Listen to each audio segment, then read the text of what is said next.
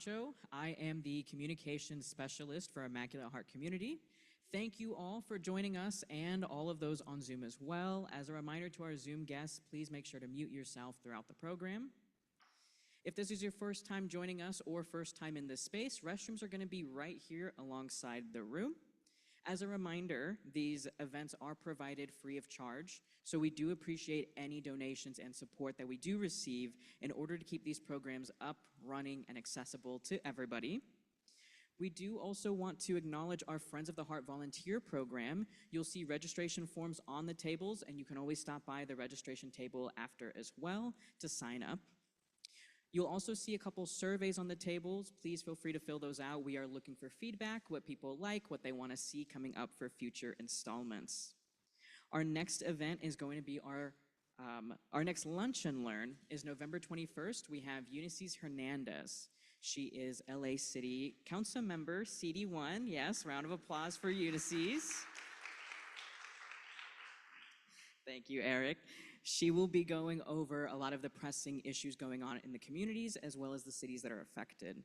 Our next event coming up is actually this Sunday, October 19th. It is our Taste of Justice dinner. We are honoring our IHC legacy partners and Rebel Hearts filmmakers. Typically, as a reminder, we do tend to hold questions to the end. Clearly, things are a little bit different this time around. You'll see a little bit more decorations, a little bit of a different layout. So with that, there will be a point where we may break into different segments, and we'll go ahead and see if there's any online questions first. We will be alternating between in-person questions in the room and questions on Zoom, so we do appreciate all patience. Now, if you do have a question in the room, please make sure you raise your hand. We'll have someone come by with a mic. Make sure you speak clearly into the mic so everyone on Zoom can hear as well. And now we start the fun part, the big line of thank yous. So we go ahead and save our applause for the very end. Starting off, we thank the St. Paul's staff and all of our lovely neighbors for sharing this beautiful space with us. We may be in a new room with new views, but in here, the love and the unity are what blooms eternally and keep us together. A big thank you to the rest of the Immaculate Heart team for making this possible. We've truly shown what it means to persevere, and by Merriam-Webster's definition, perseverance highlights persistence in the face of difficulty, and we not show only persistence, but the hope, connection, and the willpower it takes to keep going. Thank you to Chef Tim for providing and cooking this meal for us and all those involved and the sacrifices made in order to keep all of us fed. We take this time to acknowledge the hardships upon them and the devotion and compassion that goes into the work that brings us all here today. We extend a gracious thank you to our wonderful speaker, Eric Newton, for doing what many people don't, and that's show up. And I don't mean just physically, to take on a struggle that affects the whole world, literally. Knowing that things may never change in our lifetime, that we may never see, but doing the work it takes anyway. He shows us the true meaning of perseverance. Maybe Merriam-Webster can add that in the next edition. With all that being said, I give a warm welcome to IHC President and Principal Executive Officer, Sherry Purcell.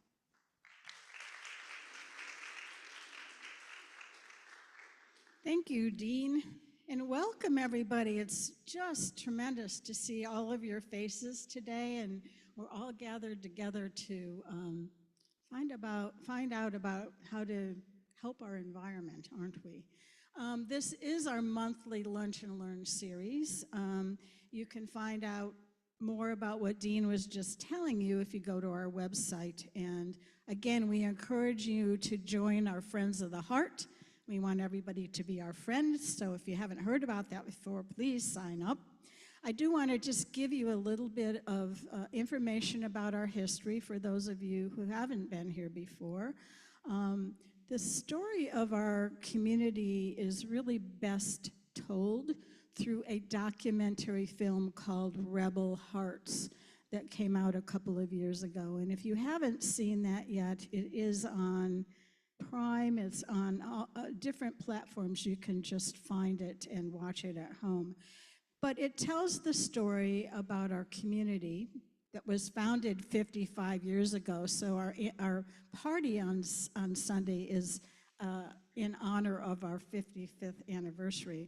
But we originated in Spain, as a Catholic order of nuns, and that changed here in Los Angeles in the 1970s when we formed a lay community. We're not nuns anymore. We don't live in a convent. We call ourselves a community without walls.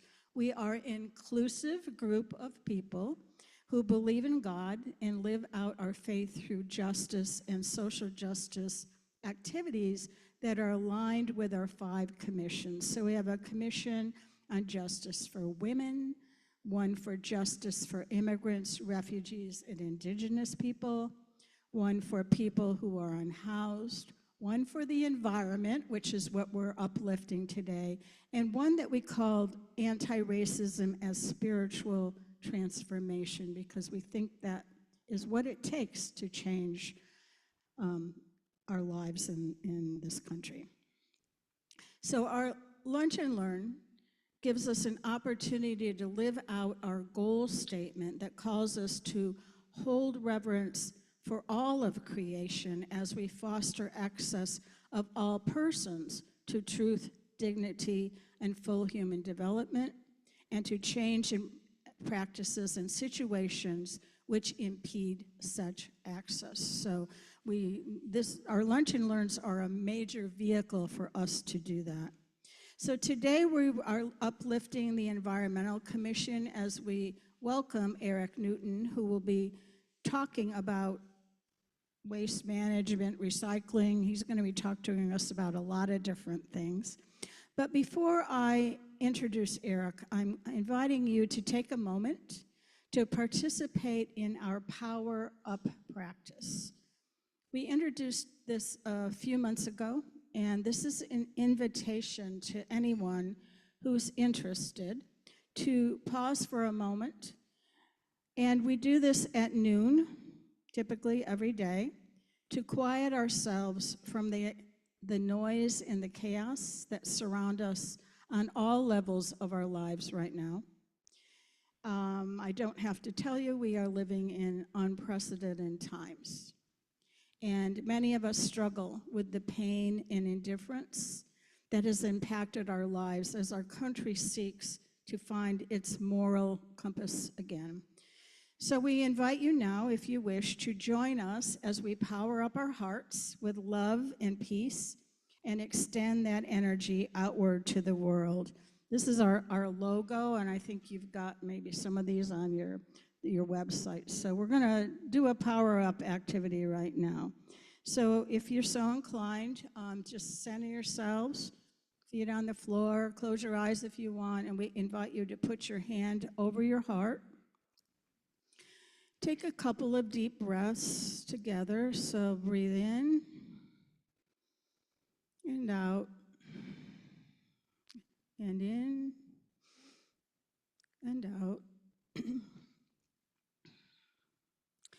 And now breathe into your heart and power up your heart. Power up your heart with all the love that you can bring to it.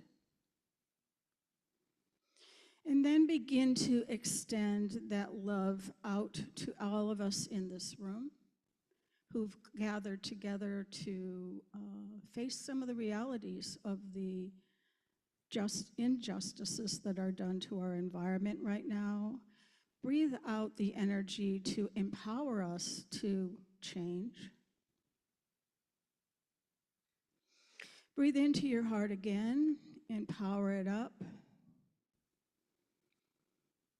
And this time breathe out to our country, to our city. Lift up our people to greater love and compassion. In particular, let's send out love and energy to groups that might be gathering tomorrow to stand for justice. Breathe in one more time. Power up your heart. And send that energy out to the world, to Mother Earth again, for healing and compassion. And go into your heart again And send yourself love.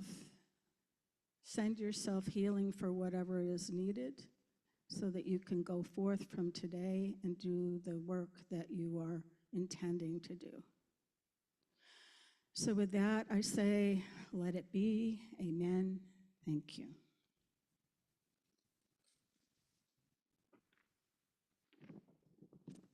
So, Eric Newton. Eric Newton is a dedicated professional in the field of environmental sustainability with a focus on zero waste initiatives. He currently serves as the Zero Waste Lead Representative at Universal Waste Systems, and he's done that for over 6 years. He has a focus on composting, volunteer management, and education to the broader community. He has completed the Recycling and Resource Management program at Santa Monica College and received a State of California certification. Today, Eric will be sharing information about food waste, plastic waste, and more. He will do a deep dive into how Los Angeles is tackling waste through policy, innovation, and community-driven solutions. Now, Pam wrote down some fun facts about Eric that I want you to know about. He has had a long and successful career in the performing arts, primarily in the circus, in theater, and as well as some film and television credits. He has appeared in 2 Cirque du Soleil shows. I love those shows. He also founded and directed his own company called the Eye of Newt Circus. Wonder what that is. And he's performed all over the world. So those of you, so I think we're in for a treat today, so stay tuned. Those of you who have joined us before know that we have 3 objectives for this Lunch and Learn. You can probably say these with me. So first of all, we seek to educate ourselves about various justice and social justice issues. We ask you to pray in your own faith tradition for the issues that you hear about in this lecture today. And we also ask you to find a way to act. So listen to what Eric is sharing with us and try to find a way to make a difference and take your own actions. So please join me in welcoming Eric Newton to our October Lunch and Learn.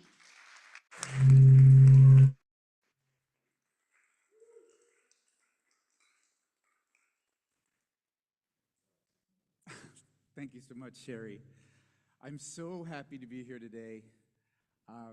As I look out, I see people I haven't met yet or just meeting today that are coming for Lunch and Learn. Maybe you've been to others, but I see a lot of community stakeholders, people I've worked with in volunteer capacity, in professional capacity, and the fact that you came out here today, even though I know my colleagues have heard this spiel so many times, they give it themselves, and some other members have seen me before. So the fact that you're here, and some other important people just walked in, so I might get a little overwhelmed because this means so much to me. When you're involved in this work, it helps to be passionate about it, but sometimes that's a liability too, because we can wear our hearts on our sleeves, and we want things to happen quicker than maybe they just naturally will. There's no maybe, they do go slower. So this is an effort to just connect, to celebrate our community, to celebrate what we've done, but also discuss options. The more you know, the more better you can do. And I'm sorry about the grammar on that one, but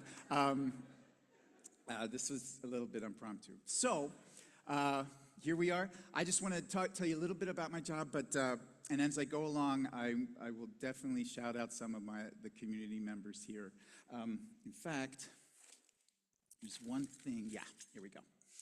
So Sherry gave a little background, but I'm just going to deepen that up a little bit. I wear a lot of hats in my job, okay? And the first one primarily that brought me here is my hat for UWS. I'm a zero waste representative. I have a table full of colleagues over there. And hi guys, thanks for coming. There they are. If you want, thank you for. In fact, I owe my colleague and friend Paul Jewell a big thank you, because it was Paul that connected with Pam at the Lotus Festival, and that's how this whole thing came about. I've been involved with St. Paul's for a while, but I never got to the inner sanctum where Immaculate Heart Community is, and thanks to Paul, I have now, and as it turns out, Pam and I have some friends in common in the circus. Who knew? It's a small world. So that's great. So what we do is we work in the Recycla program, also known as Recycla, also known as Recycle LA. So all those things are correct. And it's a public-private partnership between the city, LA Department of Sanitation, and commercial waste haulers. Okay, we at UWS, we implement the regulations, we inform people how they're doing, how they can improve, and we help set up community educations, but also educations within businesses. So the Recycla program is for businesses and large multifamily buildings. So anything over 5 units is supposed to be in our program. So if you live in the area in a multifamily building, chances are we do your service for recycling trash and organics. A lot of multifamily buildings don't have organics yet. That's the frontier we're trying to improve on. Another aspect of our work is our community outreach. I'm an education lead. Just wanted to, Sherry said I was like the lead, like I'm the big boss. I'm not. I'm an education lead, and our outreach team is Zero Waste for LA. You might see us at a booth at the Echo Park Farmers Market once a month. Let's see some other hats. Oh yeah, so a lot of time in my work, well, once a week for most of the year, we do something very intense called waste sorts. It's exactly what it sounds like. We sort through your waste. Random dumpsters, we call them bins, random bins dumped at our transfer station. So transfer station where all the trash goes and gets dumped before it goes out to the landfill. It's also a material recovery facility. That's where all the recycling goes to get sorted. So we don the hard hats, coveralls, gloves, PPE, and we sort recycling into these many categories, 30 plus categories here, of which only a fraction are actually recyclable. So we have cardboard, recyclable paper, compostable paper, okay, that's like egg cartons and some, pressed paper. And then there's a lot of unrecyclable paper that either is plasticized or is stained with food, can't recycle that. Of course, we have lots of plastic, only which a small fraction is recyclable. I'd say, team, back me up here, our biggest category is non-recyclable plastics, right? Unfortunately. So that's one of the things when we talk about zero waste, that's where we need to improve. Metal, glass, different types. Generally metal and glass is the kind that's associated with food, okay? So jars and bottles. And then, of course, not everything that gets in your blue bin is where it should be. So we have a lot of other stuff that we have to get through. So we just had a great sort yesterday, went pretty fast. And yeah, the material, we're doing data for our own MRF, we call it, right? Material Recovery Facility, to see how well our sorting practices are going. We do residuals, so stuff that might fall through the cracks, how much are we missing? But we also check, like I said, our customers, how well are they doing? Are they putting recyclables in the trash? Yes. Are they putting trash in the recyclables?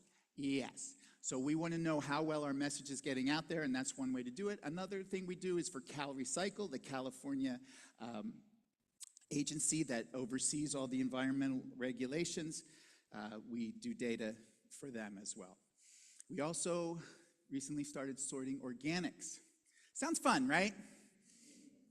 But it's got to be done, and I have a great team, so we do it with smiles, and we get through it, and it's important. So Another hat, I wear hats that are for volunteering too. So there's a great group called Seeds of Hope, headquartered here in St. Paul's. They're a food justice group. They do food distributions throughout the Episcopal Diocese in LA, and there's some folks here from our local, from Climate Action Corps, and they're from Seeds of Hope. Give it up. We're lucky. I don't have a hat, but I'll wear this one.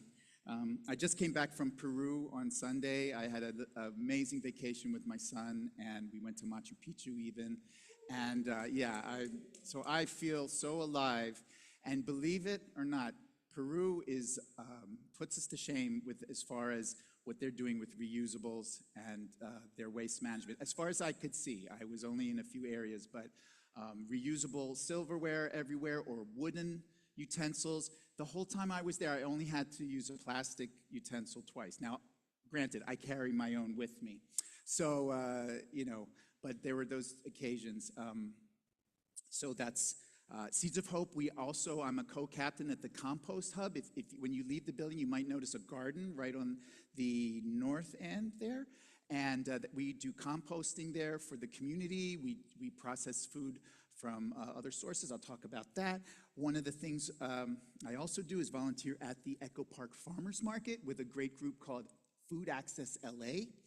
And so we set up zero waste stations at the market. Now, it's every Friday, and we need you to come out because it's such a great market, and it's a great way to practice zero waste because, one, it's local vendors selling unpackaged fruits and vegetables and whatnot, great cooked food vendors, great artisan vendors.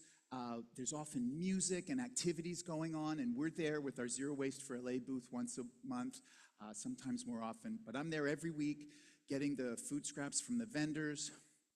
A lot of it I give to some of the other vendors to feed their chickens and ducks. Sometimes a great guy named Woody from Food Not Bombs comes by, and if it's edible for human consumption, he'll take that to prepare free meals. So we're really working on that hierarchy: feed hungry people, feed hungry animals, and then compost. So come out, every Friday. We'll be there later on today. As Sherry mentioned, I did my training in this field. It's 3 to 7, 3 to 7:30, yeah.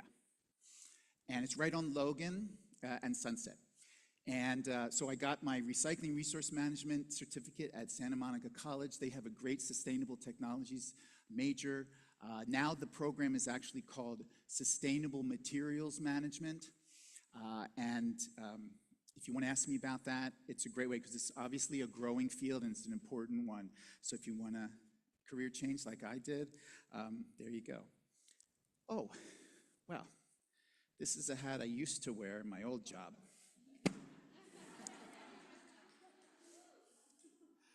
So, as Sherry mentioned, I was lucky enough to have a career as a circus performer.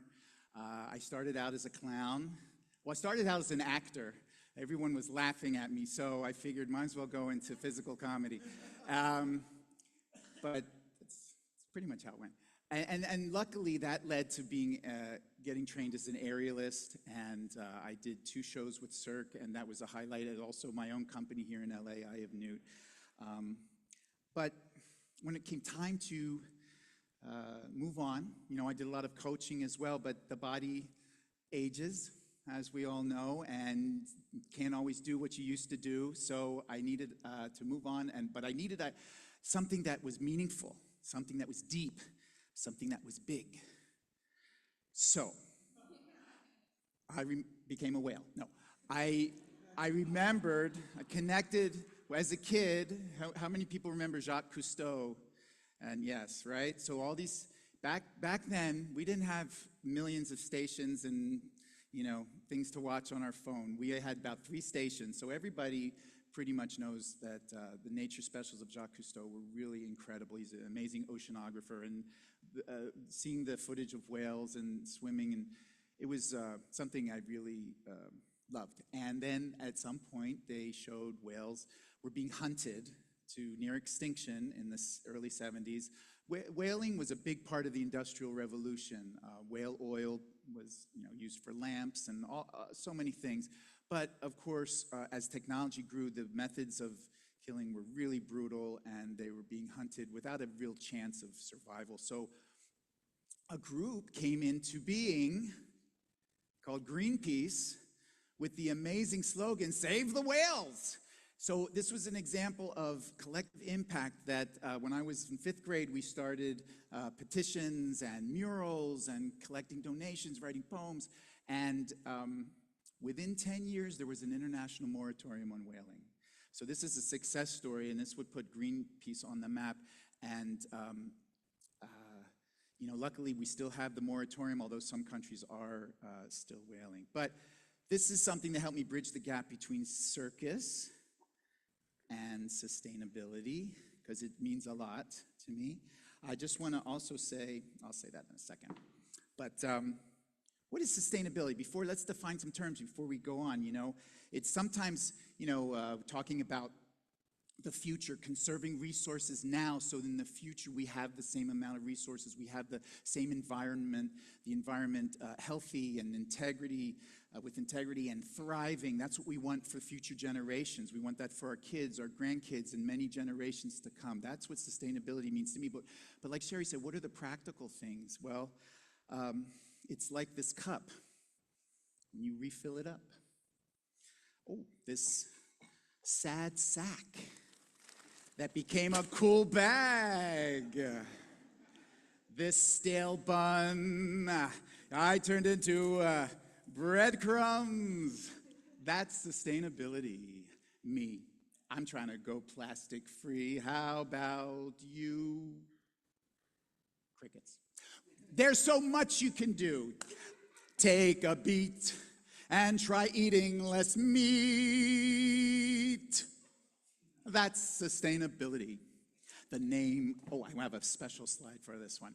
The name of the game is reduce CO2. That carbon is harming us. Methane is too. We'll end up cooking like stew if we don't make this transition and really cut emissions. So let's make haste in reducing food waste. Get an app to help you compost your scraps. Check the fridge. And then shop from a list. Sustainable means we gotta go green to save the planet.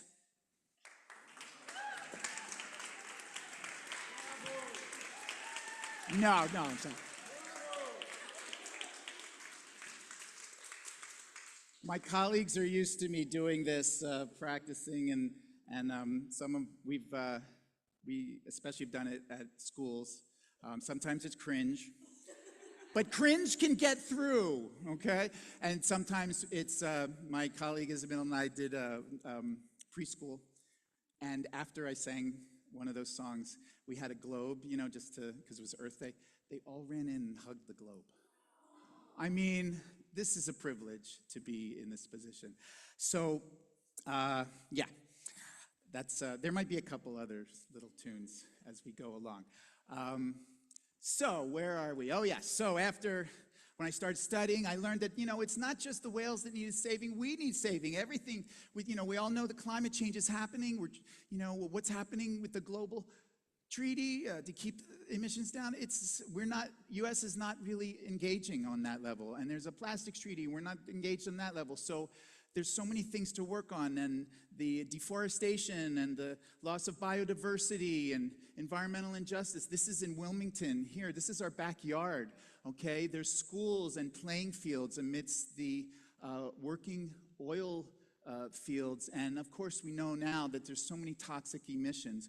So there's a lot to fight for here where we're living. And that's why I was so happy to join the recyclable program in UWS, and we're going to talk about the 3-bin system. That's what we make sure that businesses comply, that we have trash, recycling, and organics. The city Department of Sanitation has a lot of great free programs. They're the ones that are currently negotiating or with City Council to a new contract. So there might be some new things coming along as far as how we comply, what the rules are. But just so you know, lacitysand.org is a great resource. They have great free events. They have free compost classes, free gardening classes, free mulch pickup for the compost garden here. Thank you. I pick up mulch over at Elysian Park, just a hop, skip, and a jump away. They have mobile household hazardous waste collections. I just want to let you know, my other colleague Juan is here, and we have a table, all the materials, and I put some on the table, so you probably have seen them, but we have great materials to help you realize what's compostable, what's recyclable. If you want to engage kids, we have some, like I said, some swag we'll give away, and also we have a great what's it called, Instagram? We have a great Instagram, Zero Waste for LA, and we have a QR code here. We're always posting helpful hints, so this could be a good follow-up if you want to join us there. UWS is a family-owned. We're one of the smaller haulers, so a smaller hauler, that's kind of good logo. And thank you, just came up there. And we're really focusing on zero waste, not just here in LA, but in smaller cities on the outskirts of the city boundaries, like Southgate and Maywood and Los Alamitos. And we also do some Arizona and New Mexico, small companies, so we really can focus on our mission. This is how the Recycla program was born. The city was divided into 11 different areas. Haulers in 2017 or 2016 bid, and they were awarded 10-year contracts. So it's not a monopoly, as some of our customers may think. It was a competitive process, and that 10-year period is coming to a close, and the city's going to renegotiate. So I hope we still have this zone, because when I started, I got this. Here's the Northeast LA zone where UWS runs, and I got subzone 6, Echo Park. Echo Park. I'm so lucky to be here because it's a great community. There's so many beautiful things. I mean, just look at the lake here and the people. I want to shout out my friends over here from Protect Echo Park. That's Dolores and Deborah over there. I also, Sakai Koyama, my friend, she was one of the main organizers of the Echo Park Earth Festival first year, and this past year, our second year. Your tireless efforts on behalf of the community were so inspiring, Sakai, and I know you do a lot more as well.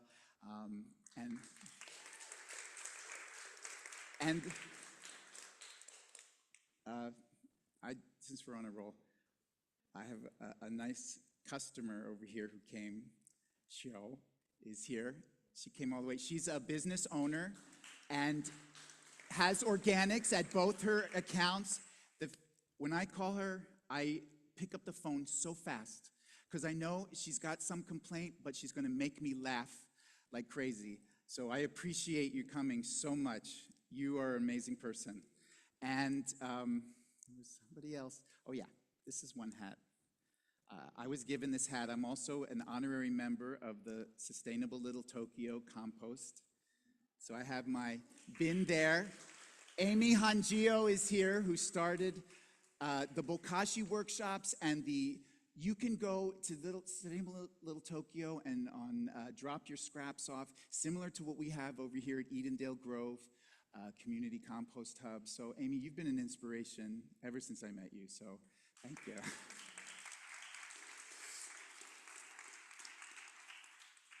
Here come the waterworks. Okay. So I love it here in Echo Park, and my other colleagues are in other zones here. And the goal of the Recycla program, so many positive goals. I'll just mention a couple of them. 1 million tons of less to the landfill every year. That's the goal.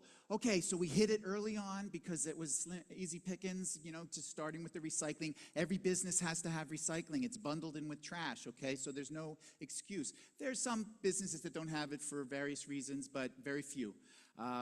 Also, all the haulers are required to donate to food rescue organizations, food rescue services, so that we fund Hollywood Food Coalition, Dream Center, Food Forward, Food Cycle, and some others. So that's how they can get get more funds to provide more services and keep more food out of the landfill, keep it from being wasted, feed hungry people. So we got the 3-bin system. Okay, so our trash goes to landfill. Landfill to me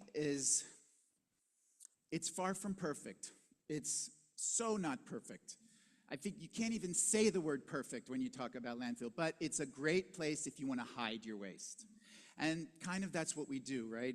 All the trash trucks go over there, they dump, it gets spread out, it gets buried every day. All right, then the next day it starts all over again. So what started out as a hole deep in the ground eventually becomes a mountain. And all that trash, which includes a lot of recyclables and a lot of organics, it doesn't just sit there like, we just didn't clean our room and we're going to leave it there under the rug. No, it does. Food waste, when it's trapped without oxygen, produces methane. And that methane, they have a lot of control techniques, but it's far from getting all of it. So 20% of methane emissions in California come from food waste and landfills. And methane is a strong greenhouse gas, holding heat down at 80 times the strength of carbon dioxide.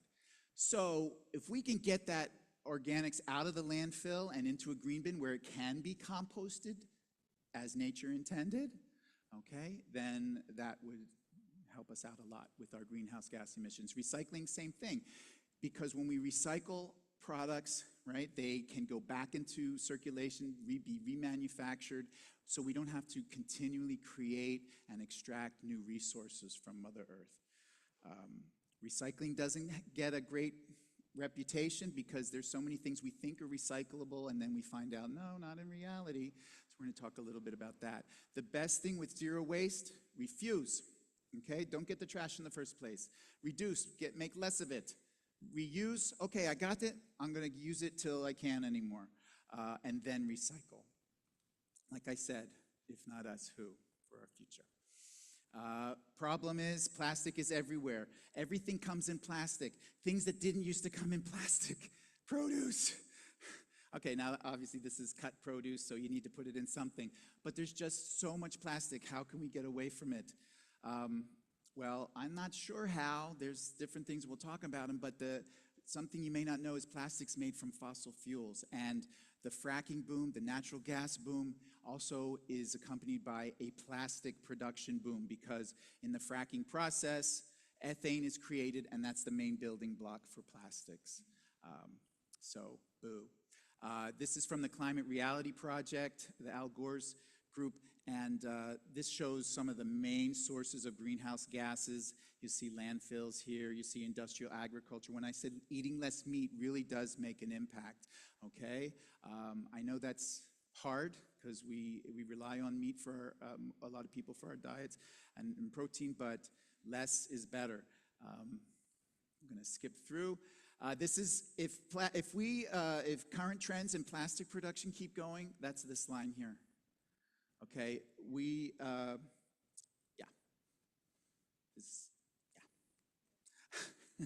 Then this slide's a little bit old, so it's more than 15 million tons of plastics enter the oceans every year. They say every inch of coastline, a garbage truck dumping in every minute. That's what I've heard. So it's pretty sobering. And only certain kinds of plastic can be recycled. So that's why zero waste is so important, and also localism. How can we solve the world's pollution problem, plastic pollution problem? Well, we can focus where we live. So it's localism. And what is zero waste? It seems like maybe an impossible task. Technically, the definition is a 90% reduction. So if you're doing a waste audit like we do every week, you can do one for yourself. what are you throwing away? What's in your trash? So first off, I hope you can separate into blue, what's recyclable. We'll talk about what goes in the green bin, food waste and yard waste, and then what's left for your trash. It should be a lot smaller than when you started. So then if you look at that stuff that's not being able to be recycled or not being able to be composted, what's in there that maybe you can change? Is it the amount of packaging? Is it where you shop? Do they have bulk so you can buy without packaging? Things like that. We were going to have a special guest. He unfortunately couldn't make it. I know some of you have seen the old Rite Aid spot on Glendale and Alvarado. It's now going to be a Sprouts. Yes. And I mentioned this at other presentations in town, and people went, oh, Sprouts is coming. And okay, we have a lot of great supermarkets here, Lassen's, Vaughn's, Whole Food down the road on Glendale. But Sprouts is the only major chain that still has a big bulk section. So a lot of it's sweet treats, salty treats, but a lot of flour, rice, grains, a lot of healthy stuff too that you can buy. Here's our gift that we're going to give everybody. These are reusable produce bags made from recycled PET. There's a packet of 3, so make sure you come up and visit us over here and get that. But there are, little things we can do. So imagine if everybody, I hope you're eating your fruits and veggies. You get them, you put them in a plastic bag. And you always have to put them in a bag either. You can take, a bunch of bananas don't necessarily need to go in a bag, but this will help. You can reuse them again and again.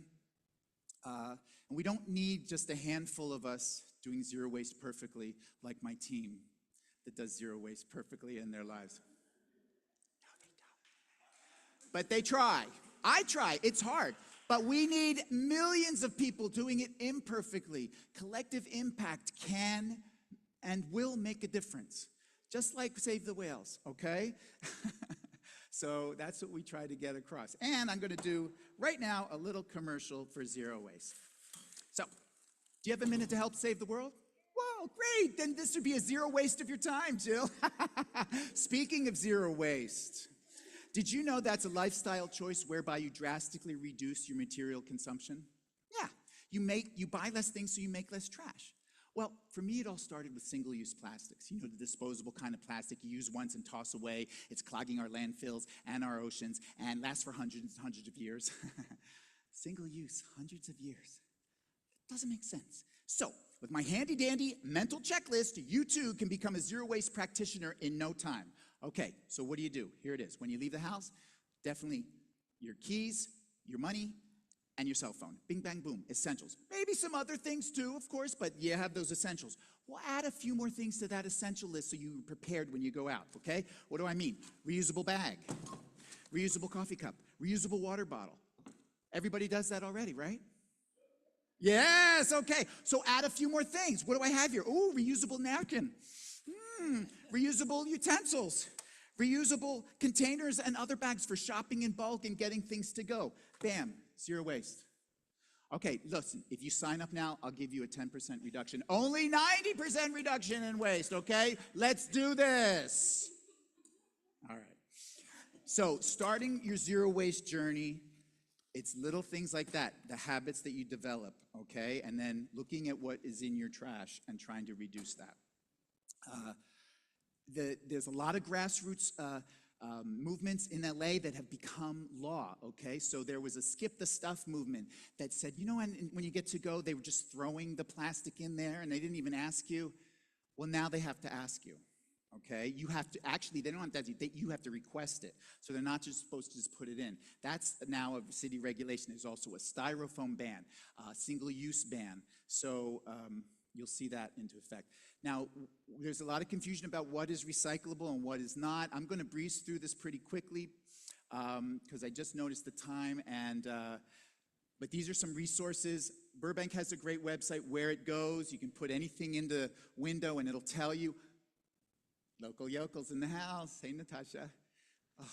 So also, I Recycle Smart, that's the Cal Recycle. LA San, I think they could do a little improvement on their website, but That's why they have us, okay? The recycling laws, the main one I want to talk about organics, that's what we're promoting right now, is SB 1383 that requires food rescue. So edible food must be rescued to feed hungry people. That's what Seeds of Hope does. That's what my friend Mate does in other places, food banks in LA. And also, there's 4 great things about it. Feeding hungry people, keeping food waste out of the landfill, so we're cutting the methane, creating healthy, natural soil amendment. I don't know if you know that much about farming techniques. I don't know that much, but I know they use a lot of chemicals in their fertilizer.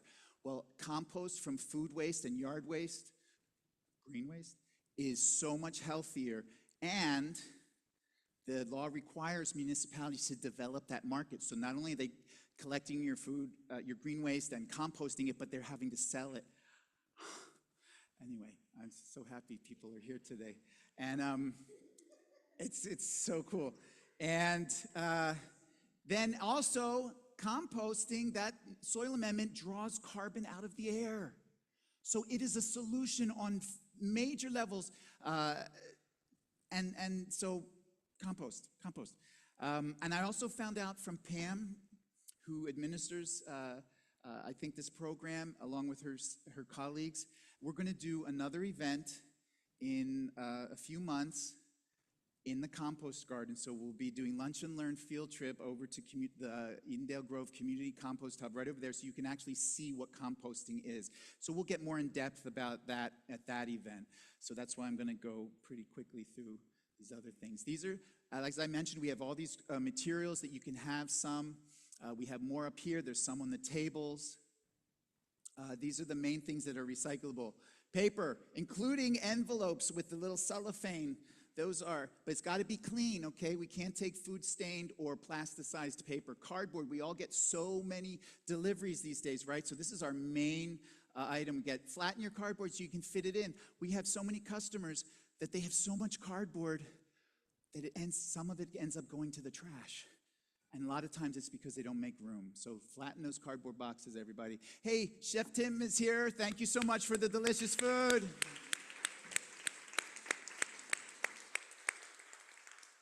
Appreciate you. Cartons. Now, who the heck put this slide in? Paul, how did this get in? Okay, cartons are not recyclable in LA. Now, why? Why? Because they're a composite material. Here we go.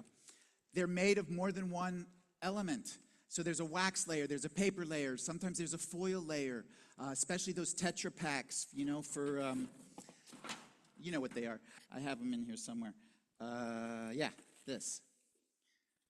Some places you can recycle them. It takes a lot of effort. Recycling is an industry that needs to be profitable. This is the US of A. We can't, you know, something that doesn't make money, it's not going to last. It's not sustainable. So we accept them, but they're in the non-recyclable paper category. So I guess we have to make our own nut milks, Jill. What are we going to do? Metals, infinitely recyclable, clean, dry, and empty, even empty spray cans and cleaners. Okay, as long as they're totally empty. Foil, yes, it's got to be clean, just bunch it up. You know, one thing I say that's true is that small stuff often won't make it through the MRF. It won't make it through the sorting, so don't sweat the small stuff. Bottle caps, little things. Now, those are bad things for the environment because those little things can blow away and they get everywhere and they break down into smaller and smaller pieces. Everybody knows about microplastics. They're in every place we've looked in the environment and also in our bodies. And this is something that's very serious as well. But glass, as long as it's clean, dry, and empty, and associated with beverages and food, not glass like windows, no mirrors, or from eyeglasses. It's got to be related to food and drink. And then plastics, of course. So LA Sand came up with this great, catchy, now accepting fewer plastic types. Doesn't that make you want to just, you know, get the right thing? So, yeah, we joke because, you know, we're inside. We're trying to, you know, what are these messages? So basically 1s, 2s, and 5s. 1s are the drink bottles. 2s are the heavy-duty jugs. Sometimes it's detergent. Sometimes it's milk. And then 5s are generally the white containers for dairy products, like yogurt and cottage cheese, sour cream. Those are the only kinds of plastic that can be recycled with any kind of regularity. But the thing about plastic, it can only be recycled a few times and it loses its property. So you will never see something that's, thank you, 100% recycled plastic, because generally, I mean, Coca-Cola claims they have one, but it's not out there for us. Okay, those are the bad plastics. And recycling symbol does not mean recyclable. Boom. Oh, wait, which way am I going? Oh, the other way. Sorry. Okay, so there is hope. There's a new law, and it's being implemented right now as we speak. There's going to be a new recycling symbol, and it's going to be only on products that get recycled in California into something we use here in California. So that was the missing link. Plastics industry took over the recycling symbol, and it doesn't mean that it's recyclable. It just tells you what kind of plastic it is. But that Senator Ben Allen, Santa Monica, put this through, and it's happening. So in the next year or so, a new recycling regimen, or regime, I should say, will be in effect. And it will give you trust in the system that you know that it's being recycled in our state. It's got to be clean. We can't have contamination. Contamination is dirty stuff or the wrong stuff. As you can see, here's a green bin full of trash. Here's a recycling bin. We don't recycle car bumpers, last time I checked. So, bam, let's not do that. Internal recycling, if you make the, it's kind of like if you build it, they will come, right? If you put a recycling container, chances are people will put recycling in it. But that's something we can do for zero waste in our daily lives. Don't just see a container and toss what you need to toss in it. See if it's the right container, okay? It's a little inconvenient. We have a great website as well, Zero Waste for LA, Zero Waste spelled out, the number 4, the letters LA.com, and we have great materials on there. All the LA Sand materials that you see up here you can download digitally. And then we do community outreach. I put this slide together for the Santa Monica College Zoom meeting I did recently, so I wanted to advertise this. Okay, let's talk a bit. We're getting close to the end of my time, so I want to bring out another little ditty for you to talk about composting. As I mentioned, we are going to do a composting deep dive in the future at Lunch and Learn. But, so I don't know how many people know what this is, right? The LA Sand kitchen pail. The elusive kitchen pails, I don't know if they're still offering them, but it used to be you had to make an appointment to go pick them up. Then they decided to drop them off whether you wanted them or not. And so, yeah, basically that makes it convenient to have something to put your stuff in and then take it out to your green container. So what do you put in there? Well, you put bones and scales and leftover meat, fruits and veggies. You didn't eat your veggies though. Oh, garden clippings and fallen leaves, to the green bin they go. Coffee grounds and filters, please. Dairy products like moldy cheese. Pizza boxes all stained with grease, to the green bin they go. So take all that food waste and compost with me like your yard waste. Just put it in the green. We can heal the planet. Compost with me. All that green waste, making healthy dirt. This is direct from the compost pile. Look at that beautiful dark soil. Where was I? All that green waste, making healthy dirt, save organics. What could it hurt? Greenhouse gases, that's what. Compost with me. Hey, California, I'm not here to scorn ya, but we need to change our habits. We gotta, it'll get better, 'cause we're in this together. Giving nature a chance. Is that a good idea? You wanna give nature a chance? Yeah. Woo, let's do this! So, you got your green bin and a kitchen bucket. When it's full, you can chuck it, making a difference. Compost with me. Okay. You can say a lot in a song. I just did 6 slides there. So we compost. Composting is the natural decay of organic material. 5 minutes, thank you. So we're just going back to what nature does. Nature wants to thrive. Let's help it thrive. Let's put all our food waste. So there's a different thing. You can't put meat, bones, dairy, animal products in your backyard composting. And that's what we have here. When you go to a compost hub where they process things on site, that's backyard composting. It doesn't get hot enough to break down animal materials. So you still need a green bin even if you're composting in your backyard because, like I said, any animal products and processed food too. So cooked pizza can't go in there. I don't know why you would have leftover pizza, but in case you do, it can go in your green bin. In the world, there's many things that happen to food. Food doesn't last forever. It's not like, a glass or a jar. It does spoil. In some parts of the world, food loss is a big issue because they can't store it so well. But in our country, food waste is a huge problem. We waste between 30 to 40% of food grown for human consumption. And we can make a lot of improvements there, okay?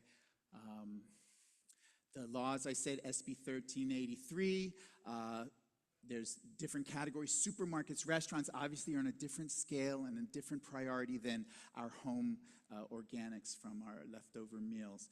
City of Los Angeles has free mulch. So many great programs that are part of the law, but it's all about the organics closed loop, okay? Keeping things out of the landfill, that end of life. This is some of our materials. There's ways to comply. So businesses don't just have to get our green bin. They can self-haul to a LA compost site, for example, or right here at Edendale Grove, or they can compost it themselves. And there's the food rescue groups taking a lot of their food.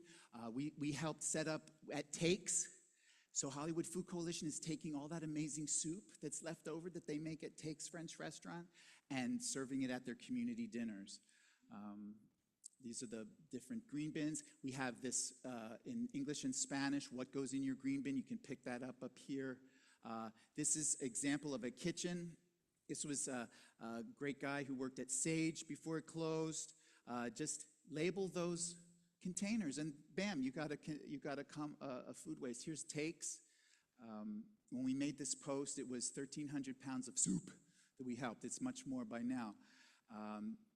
This is the notice to comply for all businesses. We do these, this is part of what we do. We do lid flips and look and see how people are doing. So if you see somebody in a yellow vest and a UWS cap looking through your bin, it's likely one of us. We're there to help, not to do this. We're here to help. Okay, there's some great organics. Both recycling and organics is best without a bag, loose. Because those plastic bags, they get in and mess up the equipment at the sorting facility and whatnot. So, and they're not recyclable. Plastic bags, plastic film, plastic wrap, all trash. Except if you have it in bulk, like Sprouts, they have a program, all the wrap they use around, when their big pallets come in, they send that back to the manufacturer. So it can be recycled at bulk when it's just that material. When you put plastic wrap in with your recycling, most likely it won't go. It'll go to the landfill. So these are great organics loads. Again, what you can place in your backyard compost is different than what is accepted in your green bin. This is our Zero Waste for LA group. This is at a farmer's market where we're right next to LA Compost. LA Compost is really pushing community compost. They just got a huge grant from the city, so you're going to see more and more compost hubs popping up. So if you don't have a green bin where you live, chances are there's a farmer's market or a community drop-off place where you can take your food scraps.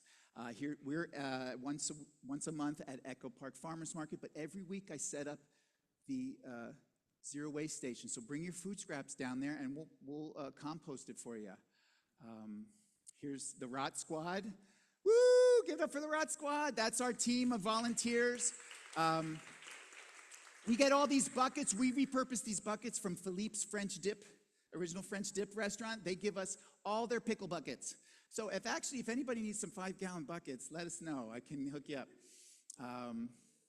I also started El Centro de Pueblo, was a community organization nearby, some of you might know about, right on Lemoyne Street. We had a community compost hub there for a while. It had to be discontinued, but I got to work with the guys in the boxing club, teach them about composting. This is why I love Echo Park. It's so diverse. There's so many meaningful community organizations and people doing great stuff. And this is Herman. He was my staff helper, and we went from having one measly little one to eventually 4, and they planted all these fruit trees, which after 1 year are producing. I attribute it to the compost, I have to say. So yeah, that's great. And then we've done 2 Earth Fests, as I mentioned, with Sakai, and hopefully we'll do one next year. But bringing the community together to celebrate best practices for the environment is what it's all about. This is some school groups I've worked with. So I just want to end with a little ditty. If we can cue that up, and then we'll have time for questions. Am I good on time? Okay, I know you want this. I know you want one more song. 3 bins. Aw, 3 bins. But what goes in those bins? Oh, I'll tell ya. Have you heard about going 0 waste?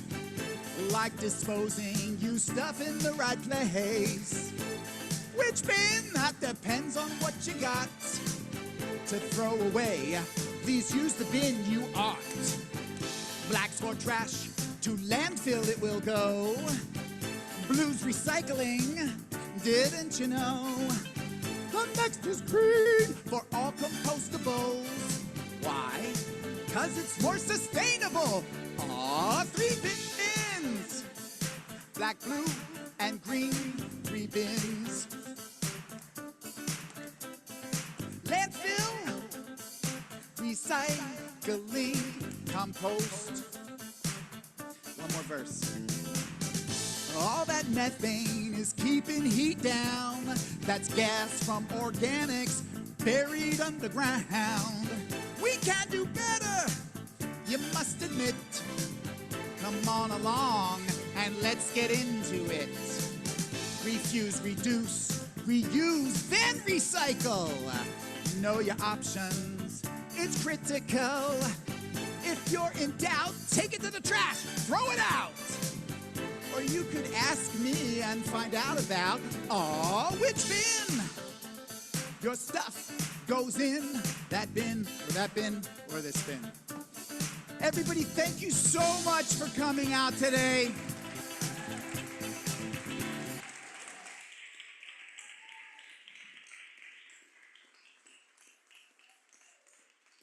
As I said, it really means a lot to me that so many treasured friends and colleagues and people I work with are here, but also, and in the community, but also all the folks I haven't met yet that you came out to support this wonderful program. So we have time for questions, and I believe we're going to start with Zoom. And maybe I was supposed to get to them earlier, so we're good. When you get on a roll. So I'm going to ask the Immaculate Heart folks. To our Zoom guests, please feel free to go ahead and type your questions into the chat for Eric to answer. In the meantime, we'll go ahead and take a room question. We've got one already. So I don't live in the city of LA. Okay. I live in LA County in East Los Angeles, and I want some advice. And very quickly, 4 things. Great. Very quickly. Okay. 1, when we first moved in, Woods Avenue looks like woods, no longer. Our trees are constantly being cut down, don't hear the birds anymore, and they're important to my community because we eat from the fruit trees. Mm. Okay, 2, we are in the path of the airplanes constantly. In fact, about 5 years ago, maybe 7 years ago, down south from us, jet fuel was tossed down into a schoolyard. I heard about that. Yep. Okay. 3, food desert. Yes, we have food there, but we do not have Trader Joe's, Sprouts, Whole Foods, any of those places where we can go and shop the way you're describing. And then the last thing, what can we do to prevent industries from dumping into our community? We are still dealing with the impact of a battery factory that dumped for years and years and years. We are being tested for lead. We are having our soil removed, which is fine, but in the meantime, we've been eating from our fruit trees. Is there something in the laws that maybe will be passed, something that we can do to be able to get our trees to quit being cut down? Because saplings are not the same as a full-grown tree. Exactly. It's, I have to admit, those are all issues that are, a little bit out of my expertise. I have heard of them all. I know that's a terrible story about the battery factory. That terrible reality. It's not just a story. I'm going to address the trees. There's a big movement in LA to increase the tree canopy. In fact, some of the members of the Silver Lake Neighborhood Council were involved in a tree census that they took recently. So now we know how many trees there are, what kinds, and where they're lacking. Now that may sound like an obvious thing. If you don't see trees, there should be trees. And unfortunately, there were policies in the past where trees were cut down on purpose, just like you mentioned, for some valid reason. But what trees do, not only do they provide shade so that things can be cooler, they provide carbon, they eat up carbon, give out oxygen, so they're really life-giving for any ecosystem. So I know there is a movement. One, if any tree gets chopped down on public land, there has to be several reasons. There's ways to fight it. I'd love to bring up this conversation. I could help find some resources, but you sound really well informed about these issues. But I know that with tree canopy, there's several groups. There's tree people and other groups that are looking to plant trees, and you can get free trees for your parkways. Tree people and other resources. I'd be happy to connect you with some of those. So that is something that I know with colleagues that is happening, and that definitely needs to improve. Silver Lake Neighborhood Council has a tree group. They're in their green committee, and that's the person I know who is on the tree census. But Tree People is also a great resource. I've volunteered with them to plant trees, and they do a follow-up. So a lot of people can plant trees, but then you have to make sure they survive. So that's the follow-up they provide. Thank you for that great comment. Okay, ZBA. Yeah, thank you for a great presentation to begin with. A sidebar, they did remove a lot of trees when they brought the space shuttle in, if you want to remember. Oh, yes. To get that to the National Museum. My question is, I've been recycling a long time, and I recycle all my empty milk bottle containers, whether it's a gallon or half gallon, and also all my juice bottles. But when I take my recycling down to sell plastics, they don't accept that as a paid thing, but I should continue to do that because they do set it aside. They just don't weigh it for any money recycle. Do you take it to the one on Glendale? I live in Orange County. Oh, okay. So that's something I'm not as familiar with, the for-profit recycling centers. My hunch is that if it doesn't have a redemption value, so everybody knows about CRV value, right? When you see people going through that don't have a yellow vest, going through your bins or your carts, more than likely they're looking for that CRV value price. So that's glass bottles, plastic bottles, and cans, yeah. And so that stuff gets reliably recycled because those providers of that service want to get that money. So they're giving you the money and then they turn it in. My hunch is that if it doesn't have a CRV, they're probably putting it in some blue bin somewhere, hopefully, or maybe they're putting it in the trash. That's a great answer. I just had a spark. I can keep that and put it in my recycle bin that goes out. Yeah. I won't take it down to So recycle. we have that blue bin. It's a single stream, so we put all the stuff in there and it gets sorted out. That's much more likely to get recycled than something, you know, for-profit venture, and that's not material they want. Eric, Yeah. I'm over here. Over here. Over here. Thank you, Jerry. The multitudes. Yeah, I've used those those reusable, washable vegetable bags for years. Just take them to the market and use them. But I've noticed recently that many of the grocery stores have what they're calling recyclable bags. Are those really good to use or not?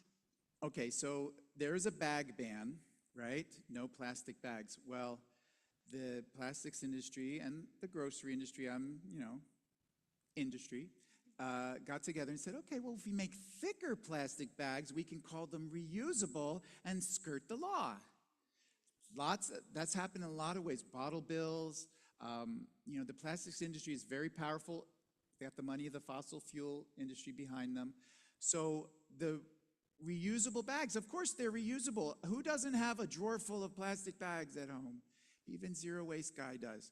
So, but it's a misnomer, and it's wish cycling to think that, okay, those plastic bags are better than those plastic bags. Well, maybe they'll last longer so you can reuse them. Maybe you take them to the store and use them again. That's a good way to go.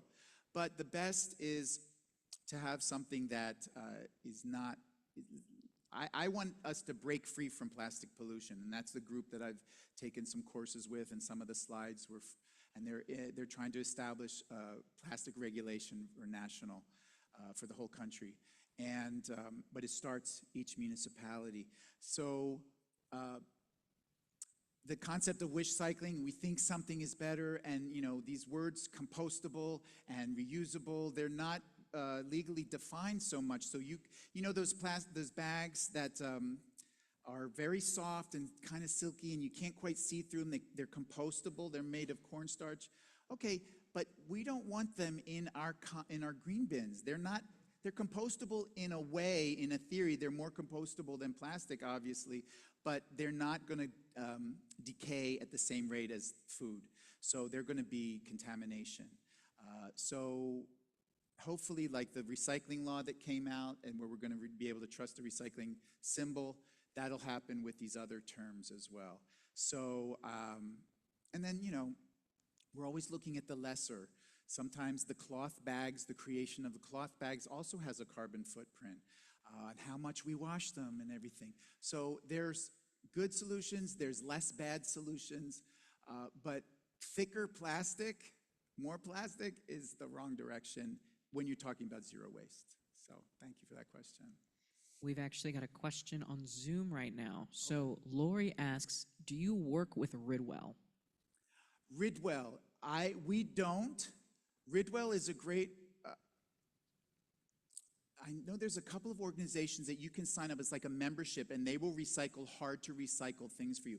Now, just because we don't want something in the blue bin for our municipality here in LA, doesn't mean that it can't be recycled elsewhere. So when you sign up for Ridwell, I believe I'm speaking appropriately on this, that they will collect, say, yes, oh, thank you, Jill.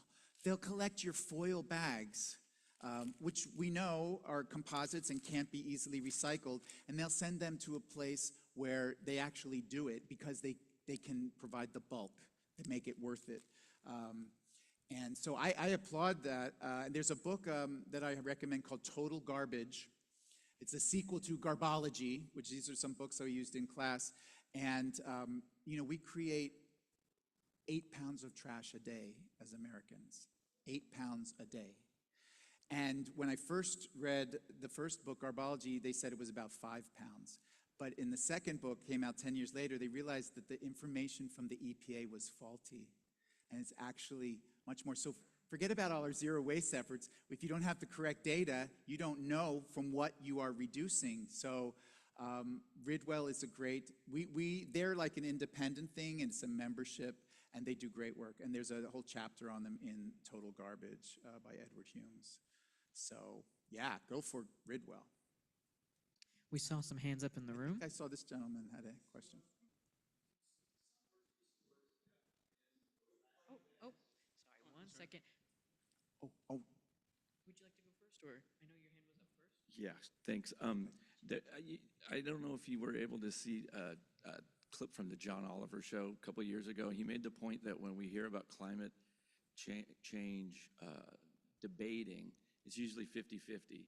But he says that the deniers represent 3% of scientists. So his debate had 3 scientists on one side of the table and 97. Yes, I did and it see was, that. It was a very powerful Yes, and yes. visual.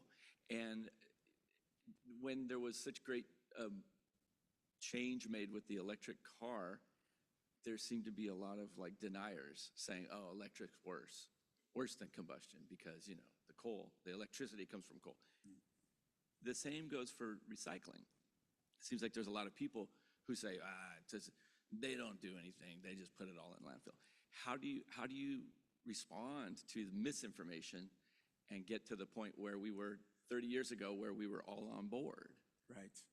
Well, the first thing is that I know firsthand that we process the recyclables and they do get sold on. I can call up my colleagues at the MRF. We all know what that is now. The MRF. And say, what's the price for number 2 plastic right now? So all the materials, they don't clean them at a MRF, they just separate them and then they bale them. Sprouts and a lot of supermarkets have their own balers for cardboard and other things. So sometimes industry's just doing the right thing themselves and they bypass all this, they do it in-house. So recycling really does happen, but I think the problem is because plastics for the most part can only be recycled, certain kinds and a limited value. So I think a lot of the bad rap that recycling's gotten is because of plastic. I don't know if this is answering your question so much, but the solution can't be just recycling. It has to be attacking the beginning of the life of the product. So why are we getting products that have so much bad packaging, extra packaging, styrofoam? I think, with Amazon, they're starting to do more paper filler and stuff. So, and it says, treat this like, a cardboard box when it's a padded envelope, but it's paper in there. Recycling, a lot of people think, oh, I'm fine, I do zero waste, I recycle. But like we hopefully gleaned from this, that recycling is like kind of the last option. And with the law that's going to really validate and hold manufacturers accountable for what they create, what they bring into the waste stream, it's going to be more reliably recycled. So hopefully a rebirth and more faith in recycling this definitely helps the solution. But we need to reduce the amount of waste initially. That's the biggest. I hope that answers your question. Sir, you started one, and then, is that okay? Go ahead. So plastic bags that I take to grocery stores because they will just go into a landfill, what happens to them? Why are they? So when a supermarket or a Target or something like that, when they collect one single stream of material, so it's just the plastic, so say you return those plastic bags that you got from there initially, that has a much higher chance of being actually recycled. Like I said, when these companies, and that's what we want, producer responsibility. So it's called EPR, Extended Producer Responsibility, where they're taking responsibility for what they've given you. So it's not just on you. The whole environmental movement, it ended up putting a lot of, oh, you're the problem because you litter, you have the trash. But really, it's because you didn't have an option. They gave you this material. So when you are able to put a single stream of plastic bags together, more than likely they're going to take it, aggregate it with all their other locations in their bags, and it will get recycled. So, but that doesn't really, it still perpetuates plastic use. So that's why I think it's a little bit problematic. But to take it in is certainly a great thing to do, if you have it, yeah. Sorry about that. My plumber's at my house waiting on me, so I have to It's go. all good. I just wanted to thank you. You did a really good presentation. Thank you. Embarrassing when you say my recycling person taught me about recycling when he dumped my bin in my front yard and took my bin for 6 months. So I learned about recycling. They said you can't have this anymore because you're not doing it I right? guess because we were putting stuff that shouldn't have Oh, yeah. So the city, just to let me address that. So we're supposed to look for contaminations. The recyclable program, correct me if I'm wrong, Paul, they rolled out with contamination fines, right? But it was so unpopular because so many people didn't really understand, and it's confusing as you know. Quickly, they were in place for a little bit. I hope you didn't get one. They may come back, but we have to do the education first, and with this new law that's going to help, codify what is actually recyclable. That'll help. But yeah, we don't. You've seen this in any number of realms in life. Shaming doesn't work because no one likes to be shamed. And even if you're doing something that I would consider egregious, we need to find a better way to communicate about behavior change. And so maybe, dumping, I wouldn't think that would be a good way to do it, but it was effective, right? Thank you for your comment. Okay, thank you. Yay, Deborah. Hi, I just want to know because we have to start somewhere, although I've already started doing all this, but what do we do in this room right now with all these cans and cups? Because I only see, do we put them on top of the trash can? Well, let's put it on top of the trash can. I will make sure it gets to the blue bin myself. Yeah, we only have room for 3 cans, though. No, I will definitely make sure that. And thank you, because that's what it starts. It takes people looking at what's happening in their lives. Now, you'll notice we don't have plastic serviceware. Okay, the thing about these kind of cups, there's no good hot cups. They're not recyclable because they're plastic lined. So that's, we want people to be able to have water. That's necessary in this case. But these bamboo plates are better than plastic plates. These unbleached napkins are better than, here's Monte's remnants, everybody. So everything here is towards zero waste, but you're right, it's not perfect. Now these can't go in compost, so they will go in, but it's better than plastic. So like I said, there's good, there's less good, there's less bad, there's range. But thank you for bringing that up. We will make sure we collect all the cans. Thank you, Deborah. Yes. You two are, you're my favorites, so along with my other favorites. Go ahead. I just want to follow up on Deborah's observation of this. And there are so many meetings that are held in this building. And I think that, and I know that the diocese is very climate aware. And I feel that we need to extend it into the building. We do need to recycle and reuse more so that throughout, there's so many gatherings like this that I think that we can take it and recycle cans and papers, and thank you, Deborah, for noticing. But I think that this is something that, and if we do it, other people will too. And completely, 100%. So just thank you for that.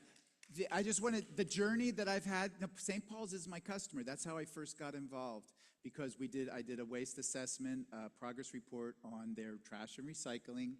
Got to know Luis, the facilities manager, who is an awesome guy. But it's a process, because every time you say every event that's held here, and there's a lot of them, we got to do this, we got to do that, that falls on a person to do that job. Now, most places have downsized their staff due to budget. You find that in all kinds of businesses and organizations. So for the most part, and it's even happened in our department, people are doing more than their job. They're doing the job of 3 people, for example. So a lot of times waste is the thing that gets literally swept under.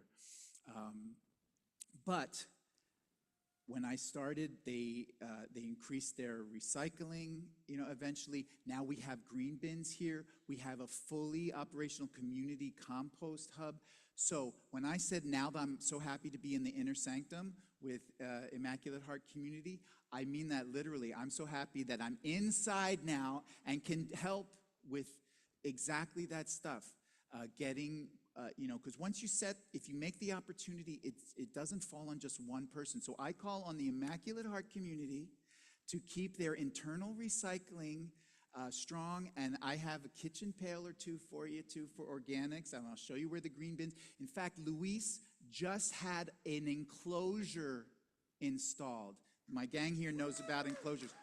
So now their recycling and their green bin can be in a place much more convenient. The recycling's all the way down in the basement, in the corner, back where they put the Seeds of Hope. So it's far from the facility, so that means extra work for everybody. So it's a process. I was at a LA San free workshop, and one of the guy leading the workshop said, this is a generational shift. So we were always complaining about LA San, come on, get on the ball, put some regulations. They see it as something that is naturally going to take a lot of time, whether that's wisdom or just, throwing up your hands and like it's going to take as long as it takes. But it is something that, growing awareness. And now you all know, you knew it before me, maybe you knew new things, you learned new things today, but take that knowledge and talk about it. That's why when we get the chance to discuss these things, it means so much to us, because the more you know, the better you can, better your practices, best practices. So thank you. I'm next. Hi. I work out of the building in downtown LA. My question is, how well or bad are skyscrapers doing in downtown LA? I try to recycle as much as possible, but I was asking some of the janitors there, what happens with, and they say, oh, we just put it in the trash. And it's heartbreaking because, we're trying to do whatever we can. Yeah. And what can be done to encourage them to do better? So a lot of times, and that's a great question, thank you. I have one skyscraper here, 1910 Sunset, right? And I believe our state assembly member, Jessica Colosa, has her office there. There's some other businesses. Reggie's Cafe is on the bottom. You see some helicopters landing over there. So that's my experience with skyscrapers. Generally, it is hard to get, if you have good internal recycling, that if you want to take this on and be an eco-champion, it would be talking to the janitors saying, oh, well, if it goes in the trash, then why do we have this blue? Is there a way that you can have a container that's dedicated to that? So when you're emptying the blue, it's also just for blue. And I'm sure, because that's the law, that they have a recycling container down where they have their waste containers. So it would be, maybe asking them, can I take this bag of recycling down there myself? Now, I don't know if you have the time for that, or if there's someone else that you work with that maybe that would fall under their job. Sprouts told me they're going to have 4 people that are dedicated to handling their waste. 4 full-time people. Now, I don't think they're working all, 4 at a time, but, and they have in-house recycling. They're going to have a compactor eventually. So the shift of awareness does need to be a shift in policy as well. So this building over here is run, their waste broker, so who we deal with is not the people on site, but a zero waste company. So at least I'm able to get the educational materials to the different offices there. But it does fall to us, if we care, to follow through, if you can, to make sure what you're separating actually is going into the right. And just a quick follow-up question. Yeah. Where could I get small baskets for blue? Great question. So usually office supplies, they will have things like that. We don't, we offer the big ones, the endpoint that'll be serviced and taken away. We don't have the internal systems, but you'll see them more and more, 3-bin systems everywhere. Now, a lot of times when you look inside, like I do, it all looks the same, but the opportunity is there, and as the awareness and education grows.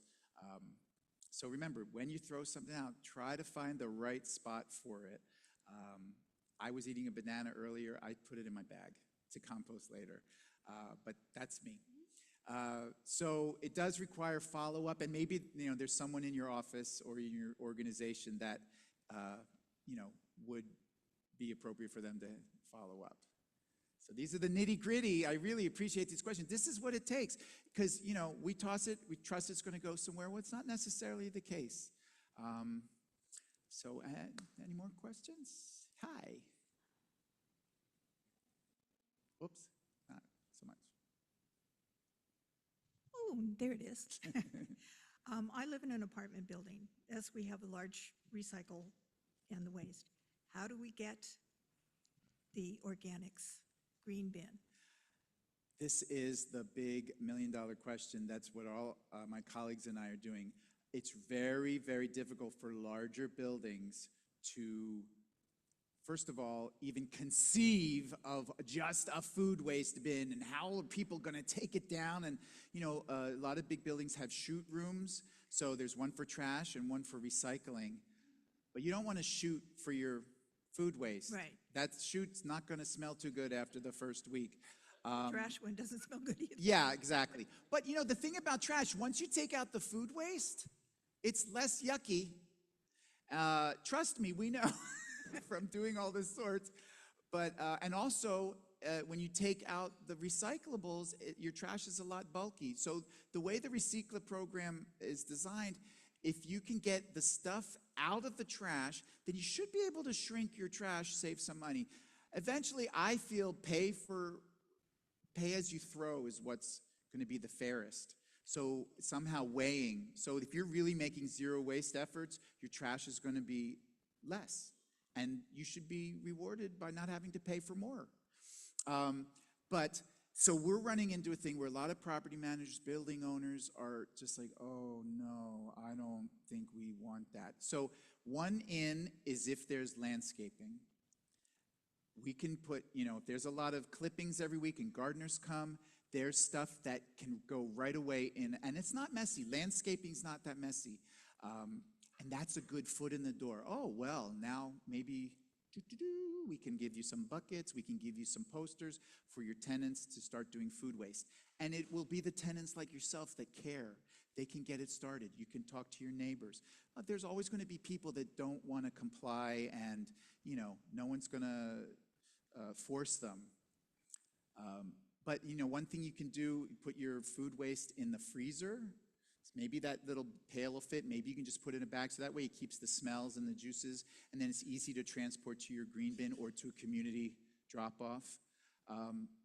But talk to your property manager, or if you have a building manager, let them know you met a nice person who is willing to provide the education and do a meeting with tenants, or put door hangers, flyers on their door.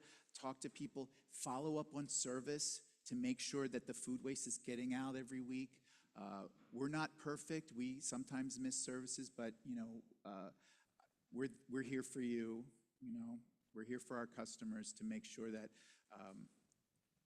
their efforts to do zero waste are, executed and completed, and not just out there. Thank you. Thank you. One more thing. I want to share that what my family and I have learned is doing all of this is actually starting with what can I do personally, rather than looking at what aren't they doing or what can they do. Totally. And COVID and the drought and now the increasing expense of just living has changed a lot of stuff. And what it's come down to that we're all saying is, this is not impossible. In the 30s, 40s, and 50s, people did not have plastic. Yep. And they were able to do things like wash dishes, cook their own food. My grandmother had a garden, didn't waste water. Yep. All kinds of things that can be done. And so we're working on it. It's not easy, but we're working on it. The neighbors, we all share our fruit. The water, if the dog doesn't finish drinking up their water, it goes in the garden. Yep. We are not planting grass anymore on the front lawn. I know some of the neighbors aren't happy with that, but we do not water our front lawn, but we are planning to put standing planters. So eventually we'll have a fence and we will have more produce to share. It's just a matter of changing what we're doing. I'm surprised my granddaughter, fashionista, she only buys secondhand clothing. Yeah. So it's just living the way my grandmother used to live. I had the same with my grandma, and you can think of it in that time, things were leaner. There was also the Depression, so a lot of these habits where you didn't let anything go to waste, no matter what it was. You got a container, that container became, for your change or for something to store it in. And we were talking earlier with some of the Immaculate Heart folks that out of economic necessity, a lot of people are doing great zero waste. And those are things that shouldn't be stigmatized. They should be celebrated because that's where we need to head. There's so much waste. And, there's been more stories coming out that, a lot of the waste is coming from more affluent folks because they're doing more stuff with their money that make cause more emissions and things like that. But these habits that, you grew up with, they're good habits. Saving money and saving, environmental, keeping the environment in mind is always the right choice. So thank you for bringing that up. It was something I try to mention in my presentation, but that really hits home. So thank you for that. All right, so that's actually going to close out our questions portion. Before we start to completely wrap up, we do have, again, a couple more announcements. Again, please feel free to come out, check out this table. Before we do that, just as a reminder, there are surveys on the table for you to complete. There's a QR code. You can fill it out. There's pens on the table as well, and you can leave them at the front table at the registration. See some movement already. We do also have our next Lunch and Learn available for registration as well. Can I give you some of these reusable bags for produce? No, okay. So before you leave, let's give Eric a round of applause.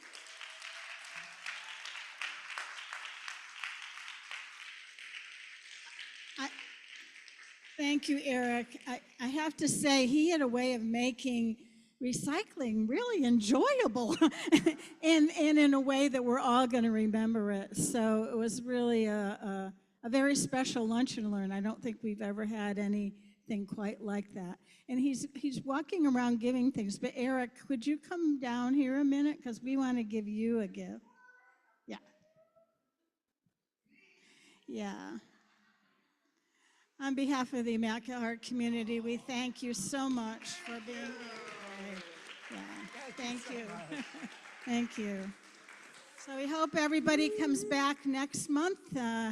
More in store for you with other great groups. So thank you for being here today. Thank you so much. Thank you, Sherry. Thank you, everybody.